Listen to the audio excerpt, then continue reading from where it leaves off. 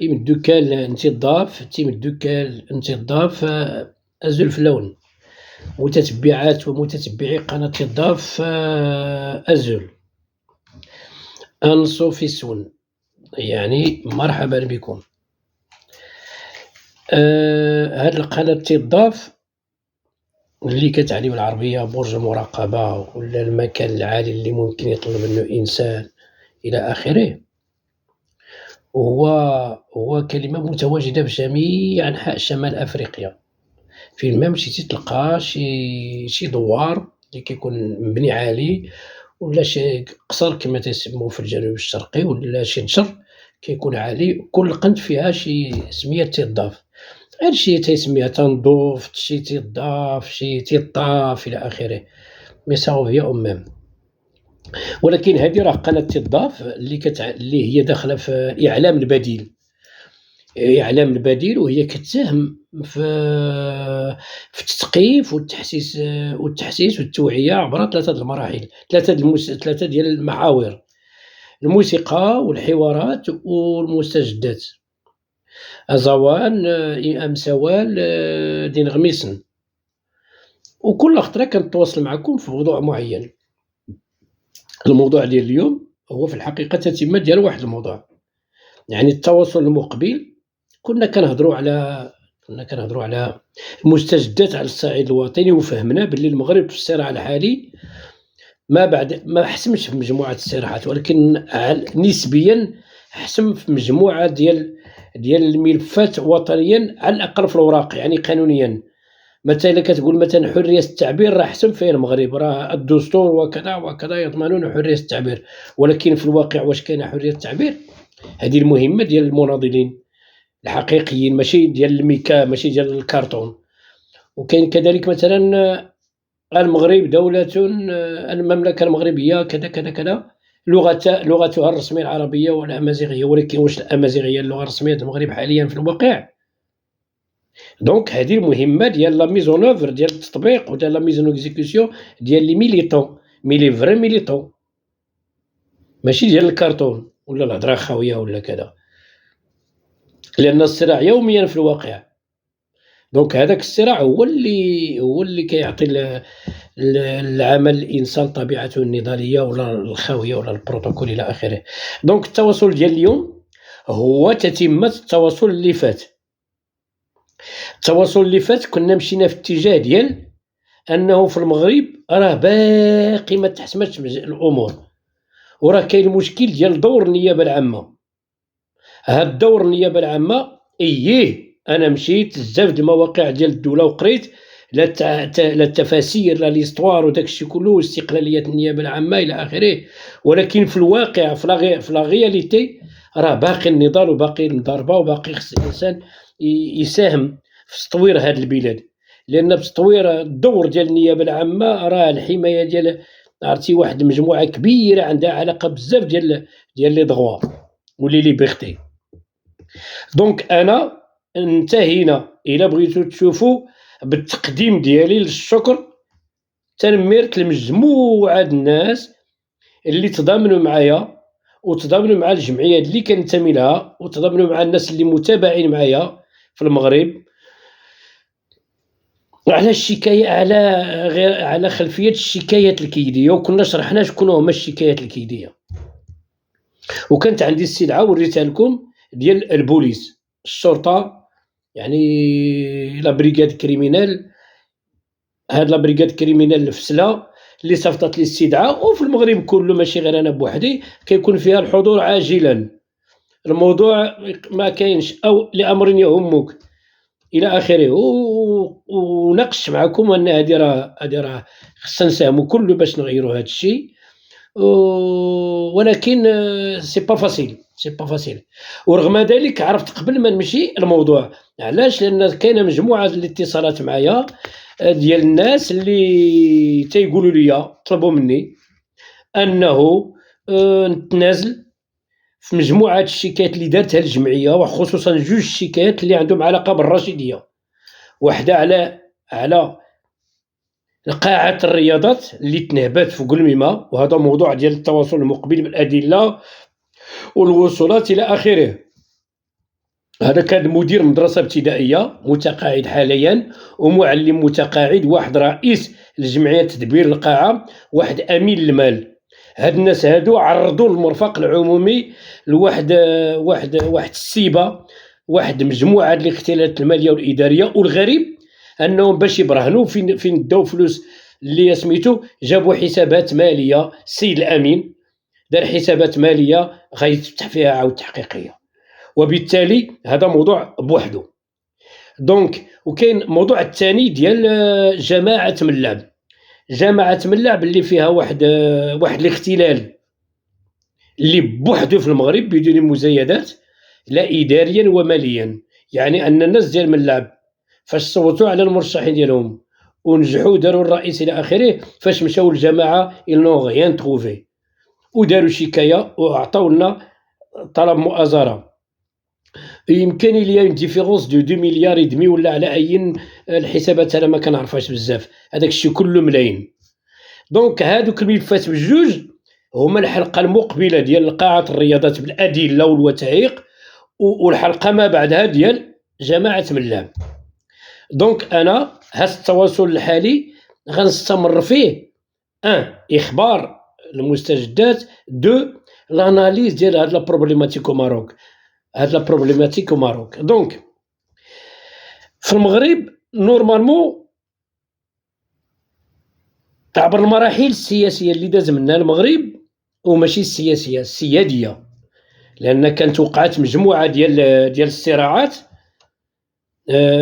يعني كان الهدف ديالها هو إسقاط الحكم، إسقاط النظام، وكان ردة الفعل ديال النظام تعتقل الناس.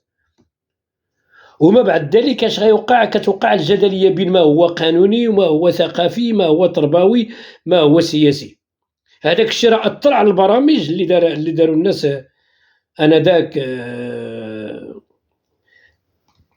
ولاد علال الفاسي ما بعد ذلك داروا برامج تعليمية اللي هي فيها كل قمع، كلها فكر واحد، وهو نفكروا كلنا كسلفيين نوليو كلنا علال الفاسي، هذاك الفقيه كلنا نوليو بحالو هذاك السني، وما نهضروش غير بالعربية، وما عندكش الحق تهضر بالعربية، وما كاين حتى شي دين في المغرب غير الإسلام، وحنا راه تابعين للشرق وكذا وكذا. دونك الأحداث السياسية خوفا وكذا أثرت على الجانب التعليمي، وكذلك أثرت على الجانب القانوني.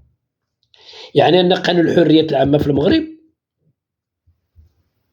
ما عندش الحق شي واحد إلا داز الحبس أنه يكون في جمعية.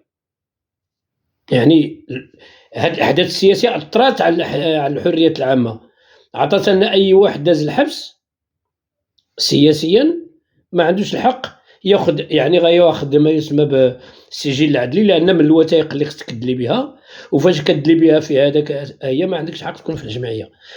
جاء ما بعد ذلك ما يسمى بالطي النهائي لصفحات الماضي.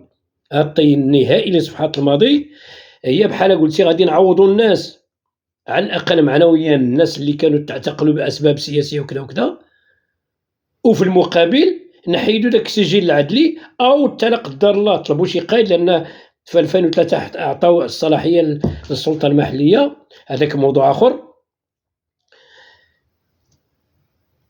أن الإنسان ممكن يكون في الجمعية أو كذا وكذا وكذا، ما كتحيدوش ديك الحقوق ديالو السياسية والمدنية إلى آخره، عنده الحق يمارس هذا الشيء. هاد الشيء شنو هي المعنى ديال هادشي كله؟ أن المستويات الثقافة سياسية قانون وكذا راه كله جدلية، راه شيء كيأثر على شيء. هاد الأحداث أثرت سلبا على المجتمع، وعطاتنا ما نمشيش بعيد في المجتمع، ما نبداش من دار بريشة. وهو في الحقيقة مشيت ليه 3 المرات لتطوان وما استطعتش ناخذ معلومات كثيرة. دار بريشة هي واحد المعتقل السري ديال حزب الاستقلال. حزب الاستقلال اللي بغى يقول في المغرب أنا من الشورى أو الحركة تيديوه تما، وكاين مهدي بن بركة، وكاين الناس اللي هما لأن مهدي بن بركة هذاك كان في المكتب التنفيذي ديال حزب الاستقلال، والناس ديالو هما المشرفين على هذا الشيء كله إلى آخره. وداز حتى واحد هذا المعتقل بحال هذا في مجموعة المناطق، ماشي موضوع ديال اليوم. دونك هذوك الأحداث اللي فاتوا أثروا على الجانب السياسي والجانب الأخلاقي والسلوكي ديال البنادم، حتى ولات عصابة كتبان في المغرب. الفكر ديال الإجرام باين في المغرب، ما كبرش العقل المدني كتير، ليسبري سيفيل والتربية المدنية ما ترباتش بزاف، كتر تما تطور العقل الإجرامي.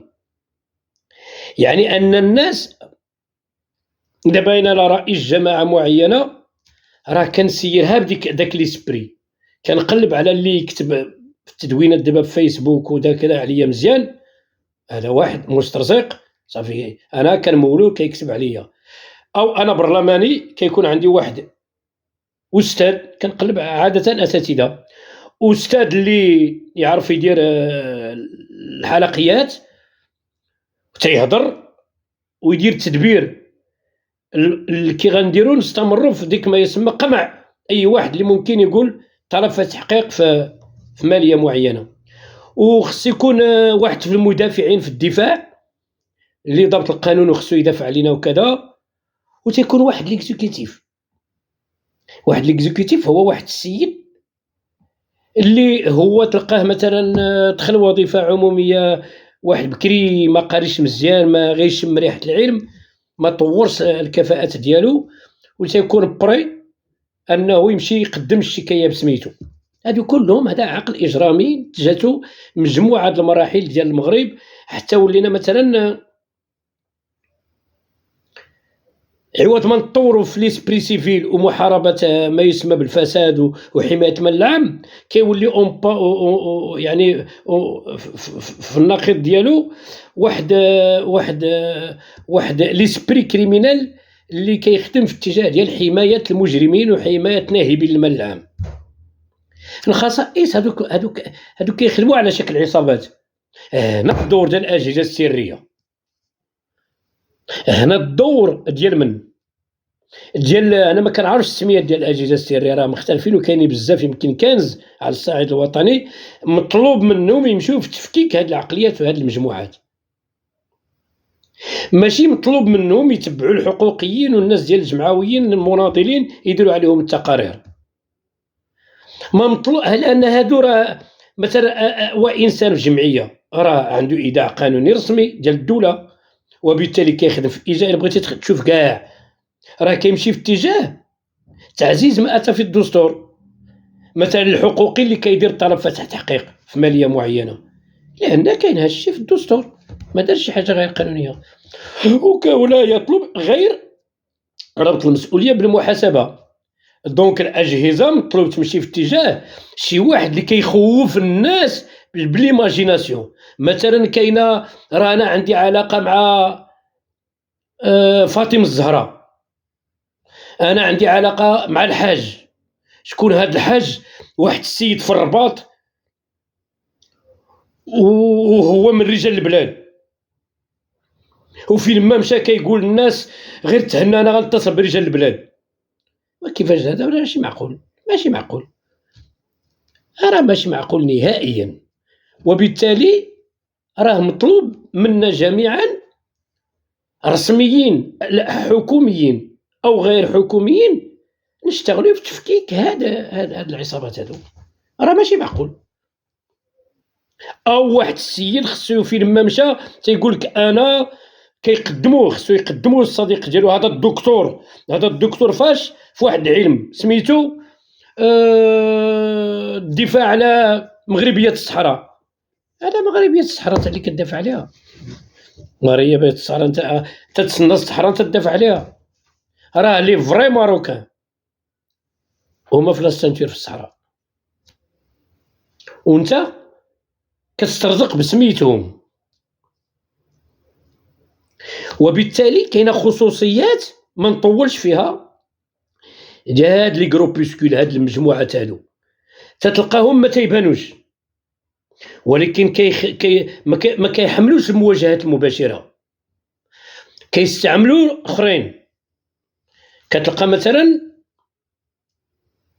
واحد كيبان ولا جوج، واحد كيدير التدوينات يوميا، واحد كيدير الشكايات الوهميه، تيدير الشكايات الكيديه الوهميه النيت، وفي نفس الوقت تيبان سميتو كذا. الاخرين ما تيبانوش، دابا عيطنا لشي برلماني في المغرب في شي قنت معين كيمول بحال هاد الناس، تيقول لك أنا ما عنديش علاقة بهم، أنا برلماني كندير شغلي بوان سيتو. ألور كو ولكن راه مطلوب منا الاجتهاد والخدمة باش نكتشفوا آليات الاشتغال، هاد الشي اللي مطلوب منا حاليا دابا، فاش خدامين دابا، وغدار فيه فهاد التحقيق وبالأدلة وبلي زونجسترومون وبلي زوديو وبكلشي، وغادي توصل لجسم القضاء، غتوصل للقضاء. فاش كتسمع إنسان تيقول في التليفون ومسجل وراه داير دابا عند جميع المغاربة أن داك المشكل ما بقيتش خايف منه، لأن الأستاذ فلان راه دخلها ما دار. دونك هذاك العشاء واش خلصوا الأستاذ؟ نو با دو تو، سي لو بارلمونتير كي بيي، راه الممول. والتخريجة بداك ليكري ديال ما عمري نعاودو كذا، شكون اللي كتبوه؟ راه كيكتبوه الناس القانون، راه ما كتبوش أي نامبورت كي، الناس اللي عارفين الصياغات. وبالتالي هادو مجرمين،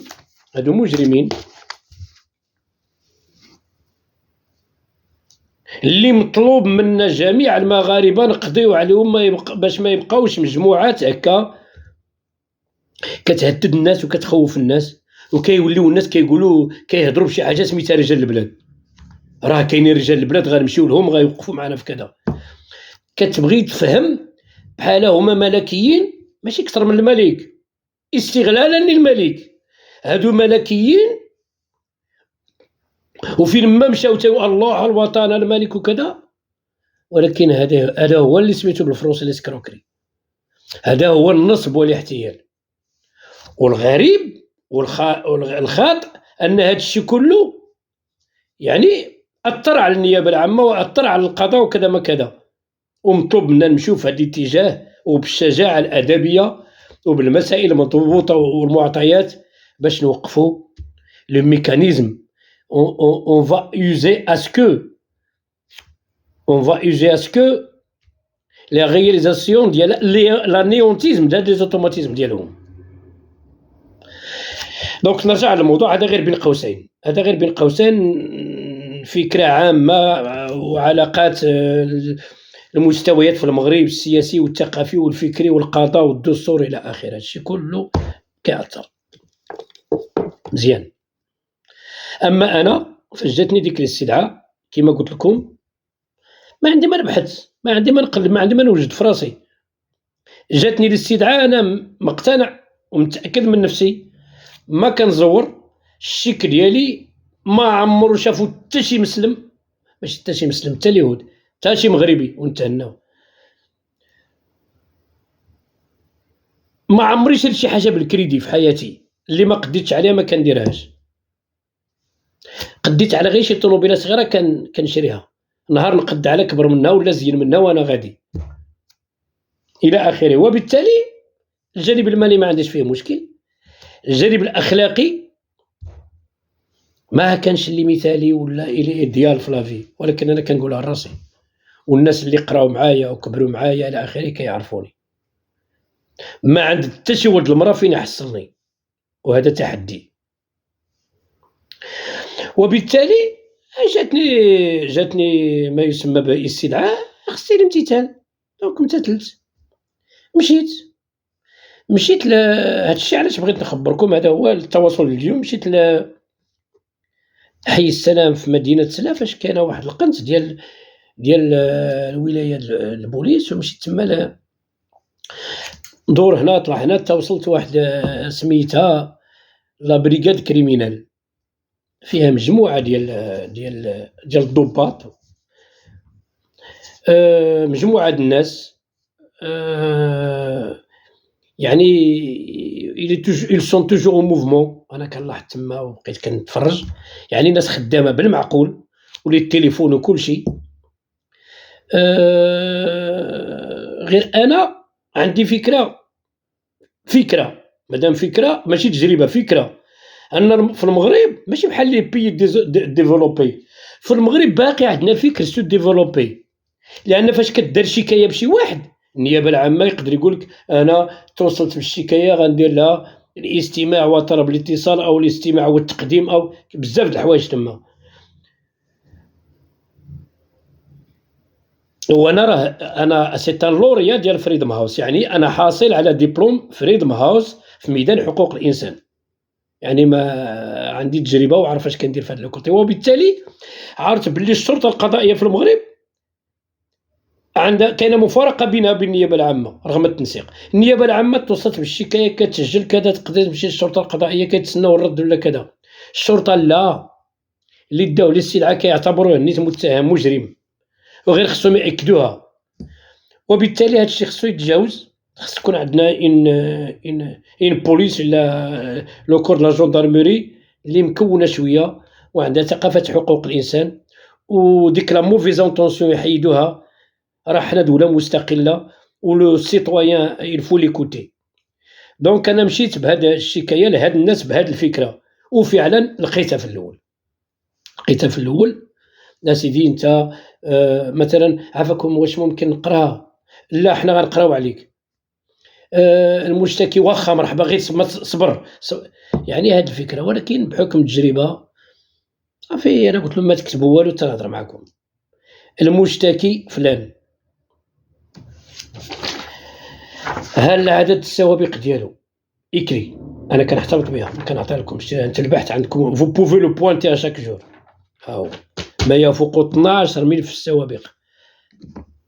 ها الشكاية الجديدة حاليًا في حماية يعني في محكمة الاستئناف قسم الجرائم المالية بفاس، ها هي ها الرقم ديالها آخر جلسة والجلسة المقبلة 6/5/2024 لو 6/5/2024 عندو الجلسة، وراه ما حضر في الجلسات اللي فاتو.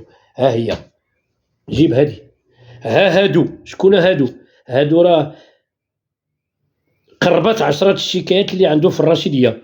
ها الجلسة المقبلة، ها الجلسة الحالية في داز، ها المقبلة ديال كل وحدة، ها هي غادي.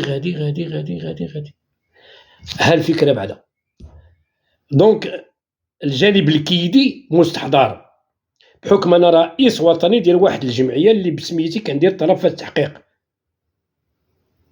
وهذا يجي يدير لي التنازل في الملف هذا بهاد الشكاية. دونك راه كيدية، والإخوان اللي اتصلوا بيا ما يمكنش نقول سمياتهم وما يمكنش نجبدهم لأن كنعرفهم لا بون انتونسيون، كنحترمهم وناس طيبين وعرفتهم. أنا بالنسبة لي كنأمن بالبراءة يطبر الرسول الإنسان أنه بالنية ديالهم بغاو يديروا الصلح. دونك كيتصلوا تيقولوك عافاك راه خصنا ندخلوا كذا وكذا وبيناتكم وكذا.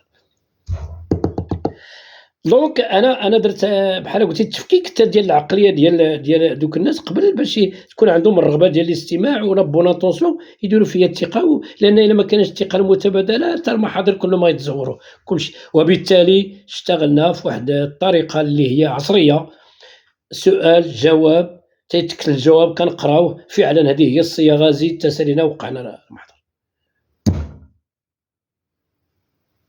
اللي ممكن نقولوا أن كاينة لا بون انتونسيون عكس داك الشيء اللي كان عندي، لأن فاش سالينا كنت كنتسنى مثلا ربط الاتصال من أجل القرار ديال هبط عافاك سير على برا تسنانا واحد شوية. أنا كندير ما يسمى بالمؤازرة للناس، دونك أنا عارف هاد الشيء ما كاينش كذا سالينا وقع. الله يعاونك اسيدي هادشي اللي كاين. ولكن اش نقدروا نستنتجوا غير مرحليا في هادشي اللي فات، أن راه في الماروك رغم التطور الترسانة القانونية وبزاف د الحوايج راه مطور غير فشي مستويات، أما التنسيق والبوانطاج الحقيقي ديال النيابة العامة راه باقي. علاش؟ كيفاش تلقى النيابة العامة في سلاش الشكاية ديال واحد السيد وهو متابع خصهم يسمعوه في ديك الدائرة الترابية وما لقاوهاش؟ هنا هذه ملاحظة ضرورة تسجل. والثالثة والملاحظة الثانية هي الجانب الثقافي والفكري والنقاش العمومي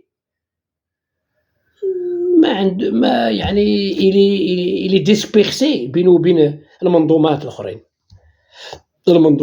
داك الشيء باش هي ما كتناقش. مثلا أنا شخصيا شاركت في 1995 في مجموعة ديال الندوات كنا نطالب فيها تغيير ما يسمى في الديباجة ديال الدستور 1991 ولا من قبل باش فاش جا 96 الدولة المغربية اللغة الرسمية للدولة المغربية العربية والأمازيغية،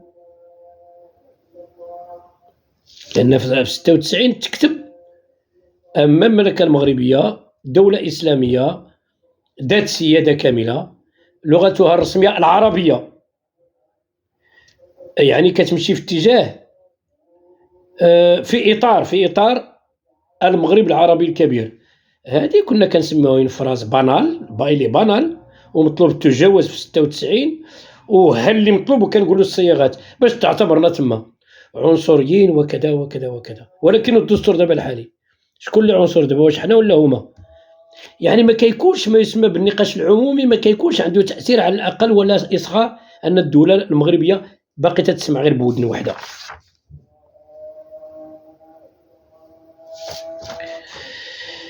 دونك فاش كنطرحوا دور النيابة العامة في النقاش العمومي راه ماشي هكاك، راه كنطرحوه عاود كاين اللي يفهم خاطئ بلا موفيز انطونسيون، كنطرحوه باش تكون عندنا واحد مينيستير بوبليك، واحد النيابة العامة تري فورت سوليد بحال ديال الدول المتقدمة، وإلا غنطيحوا في تبخيس العمل ديالها. أي واحد جاب الشكاية وتمشي للاستماع وكذا، لا سي ماشي أي واحد، خص الشكاية فاش تحط تدرس وتدار فيها البحث وتأكد عاد تفعل، وإلا غنبقاو دائما البوليس والجدرمية غير تيديروا محاضر في المغرب. هذه راه هنا نقاش جدي وجديد ومسؤول خصهم يتسمع. حنا on ne fait du mal à personne, on ne fait que participer ولا nous faisons notre apport في l'essor وفي le développement ديال هاد لي بروسي كونستيتيسيونيل وهاد الحوايج كلهم خصهم يتطوروا ما يبقاوش هكاك. بحال ما كايناش الحرفية في الخدمة. مثلا إنسان عنده ما يفوق 12 ملف في السوابق وكيجيب الشكاية كتمشي في داك الاتجاه وهو لا يمتثل نهائيا، ما عمره امتثل والو، ما كيدير محضر عند البوليس حتى يتكرسو البوليس ويجي هو يدير شكاية ونسمعوا ليه. يا هنا ما كايناش كونابيل شويه ما انسان تدارت به شكاية خطف زوجة وتشتيت عائلة وتيتهموا السيد باللي داك الدري اللي تزاد راه ديالو، ودابا ما سمعوا ليش، بحال ما كاينش في المغرب، ما تدار ليه لا افي دو ريشيرش لا والو. وما بغيتش نهضر على البوليس بشي حاجه خايبه لان كيتجنبوه كاع وهذا خطا. هذه ما كيساهموش في باش تعطينا واحد اون بوليس فورت ريسبكتي اوتونوم.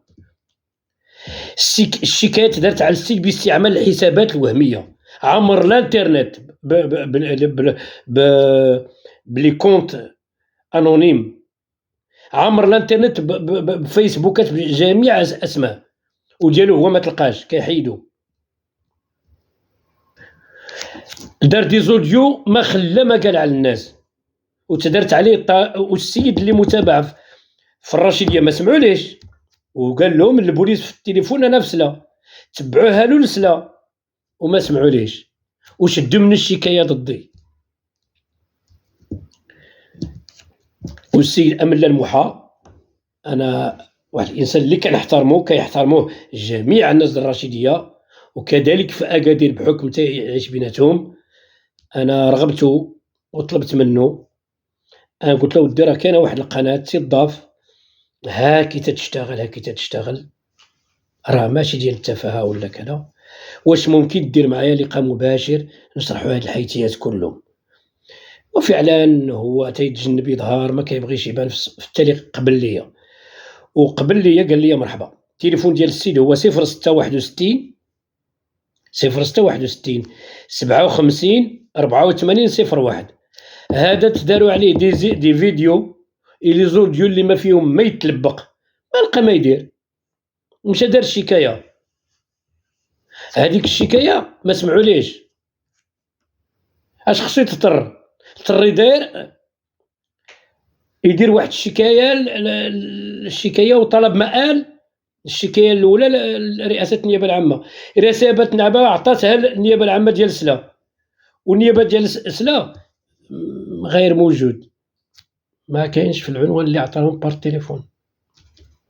ولكن هذاك نفس الشخص دار هو شكاية وبدون بحث وكيدية ما فيها ما يتلبق كاع، أنا ما خصنيش ندخل كاع للتفاصيل ديالها، وتشدات وتسجلات وتعطات لا بريغاد الكريمين اللي بحثوا فيها.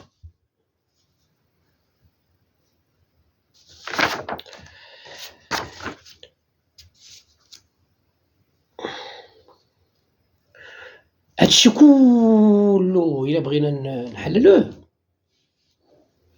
الناس اللي ما عندهمش فيزيبلات صحاح شوية تيقولك أودي هذاك الشيء كاع الإنسان يبعد من هادشي حسن. شدنا نديرو جمعيات اللي تخدم تحمي المال العام ولا حقوق الإنسان ولا علاش؟ ندير الجمعية الناس هانية عايشين كوم يلفل، وأنا متابع من الناس اللي إنسان كيسرق وفاش دير به طرف التحقيق تيولي ينوض عليك العصابة ديالو، وتقدر تلقى كلكان دو لا فامي ديالك بحكم هاد العقلية الجديدة ضدك، تقدر تلقى واحد الصديق ديالك النيت وطاح في هاد الزلة ضدك. ها العقلية اللي تدارت، وبالتالي راه الإنسان المغربي راه يقدر يميل عنده ماشي يقدر عنده نيت الميول أنه يبعد الجمعيات الجادة والمستقلة وما بقيوش يفكروا لا في حماية المال العام لا في تعزيز حقوق الإنسان، راه ربط المسؤولية بالمحاسبة. لا سي كوا تو سا، هذا الشيء اللي قريت، هذا الشيء راه ماشي اجتهاد، هذا الشيء راه الناس اللي بغاو يديروا تعزيز ما حتى في الدستور. واش ممكن تكون جمعية حقوقية في المغرب متتنافى المبادئ ديالها والدستور؟ لا، راه جمعيات اللي كتشد الوصل للاشتغال ديالها القانوني عن وزارة الداخلية، وبالتالي فهي قانونية، القانون الأساسي قانون عادي جدا. ولكن بهاد السلوكات بهاد المجموعات الإجرامية والعصابات اللي كتدار، إنسان راه ما يمكنش يقولك هو فلان ما حنا كنعرفو والله يعمر هذا الرجل طيب غير ديال كذا، ولكن ها هو متابع دابا اش وقع اش وقع، ويقدر يجبد لك هاد الطواجني ويجبد لك السميات كاع. ولكن ماشي معقول إنسان متابع في مدينة بناه بالمال العام ديال قاع الرياضات ومشى لمدينة أخرى تيدير شكاية وكنسمعوا ليه. واش ماشي غنسأل السلطة هذا؟ وفي نفس الوقت الشكايات بالأدلة ضده ولحد الآن لم يتم الاستماع إليه. ماشي الاستماع، خصو يتحاكم، خصو يأدي، وإلا غنمشيو في هذا الاتجاه ونقولوا واش المغرب كله هكا؟ لا، المغرب ماشي كله هكا، لا، كاين مدن ديال الاستثناء سي فري ناهبين المال العام في جميع المدن المغربية، ولكن أنا تيبان لي تبعت في سميتو راه سي بيان، راه كيتعتقلوا من الوزراء سابقون من البرلمانيين، عائلات كبيرة إلى آخره راهم كيتعتقلوا. ولكن الرشيدية كيفاش زعما؟ ما الرشيدية كيفاش؟ شناهو علاش هي مستثنية؟ هي مستثنية من حيث التنمية، لأن اللي مشى للرشيدية غيقول في راسو ما تبعش للمغرب، وعاود مستثنية من طرف يعني ربط المسؤولية بالمحاسبة. راه ممول ديال ممول ديال هاد المجموعات معروف، كلشي كيعرفوا في الرشيدية. سير الإقليم الرشيدية قول لهم شكون هو البرلماني فلان، شنو هي المهام ديالو، يقول لك ها المهام ديالو كي تيدير يطلع في البرلمان، ويا سيدي ما كيتشدش، هو ما كيتشدش، كيديروا به الناس شكايات وكيعياو ما يغوتوا وما كيتعتقلش. كيقول لي وكيفاش؟ راه هادشي معروف، هي كاينين المدافعين عليه، كاين مسترزق تيكتب يوميا كيقول عليه اللي بغى في فيسبوك، كاين أستاذ كيدير تدبير وحلقيات وكذا وتيولي يفهم الفرق بين المال العام والمال الخاص، وأن السيد إلا تبعنا شي واحد في المغرب على قاعة الرياضات ما خصناش نقولوا المال العام، لا ماشي المال العام هذاك، لا، المال العام هو كذا وكذا وكذا، وما عندناش الحق نقول متابعة المفسدين. فين الحكم النهائي باش نسميه مفسد؟ وفي الحقيقة إلى آخره. هذا راه الاستثناء. راه أنا كنعرف المغرب كله دون زان موا ولا 2 موا كنحرت المغرب كله.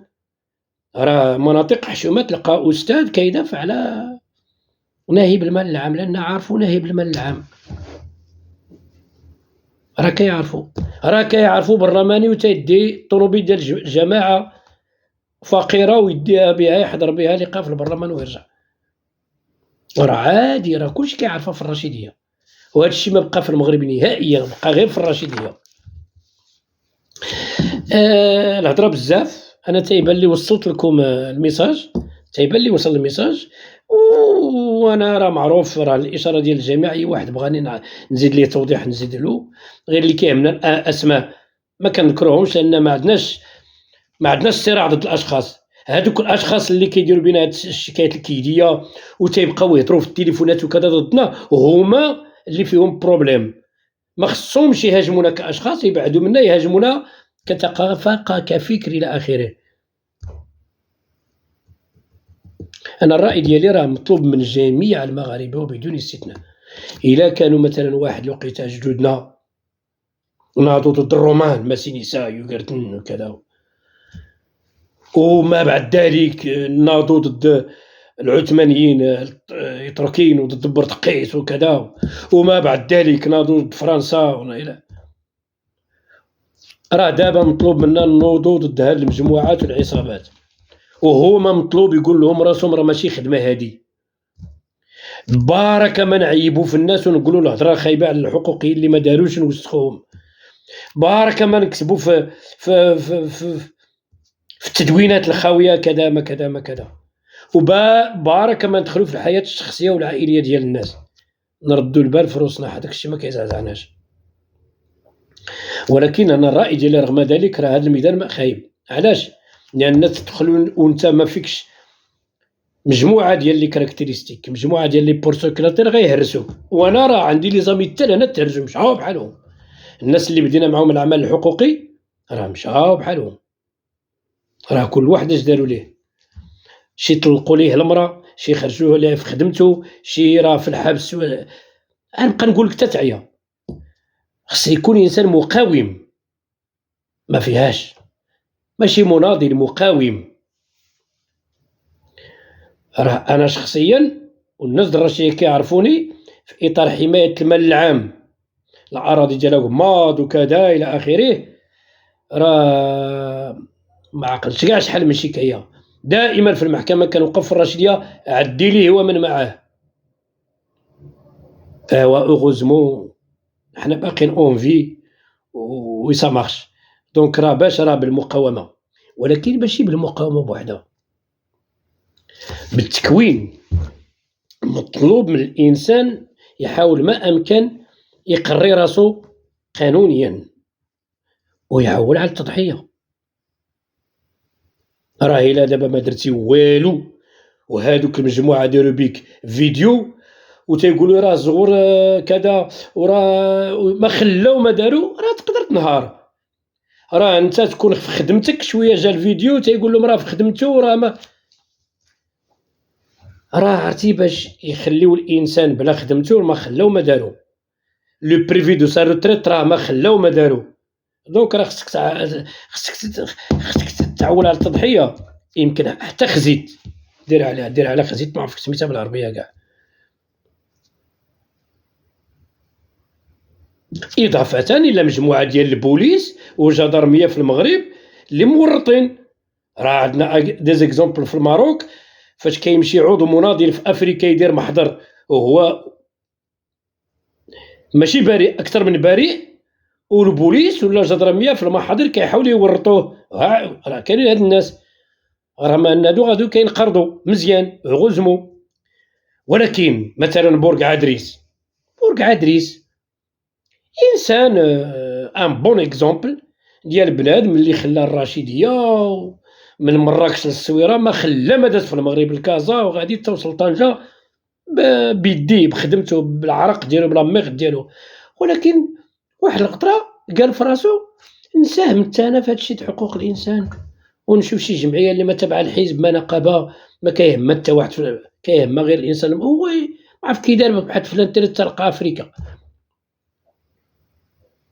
ولكن راه دوك المجموعة الإجرامية راه غيجتمعوا ويقولوا كي غنديروا باش نحبسوه، كي غنديروا باش نسكتوه، واخا بورقعة دونك ما حتى حاجة مالية المرفق عمومي ما لي فيديو ندوزو ليه لي فيديو كيسب الناس، خصنا نشوفوا عاود شكون اللي يسب نرجعوا نجيبوا شي واحد بدا يكون شي واحد اللي يدير الشكاية صافي. هاهما واحد 4 الشكايات ولا كذا. ولكن فين هاد الدولة، فين هاد ليطاق؟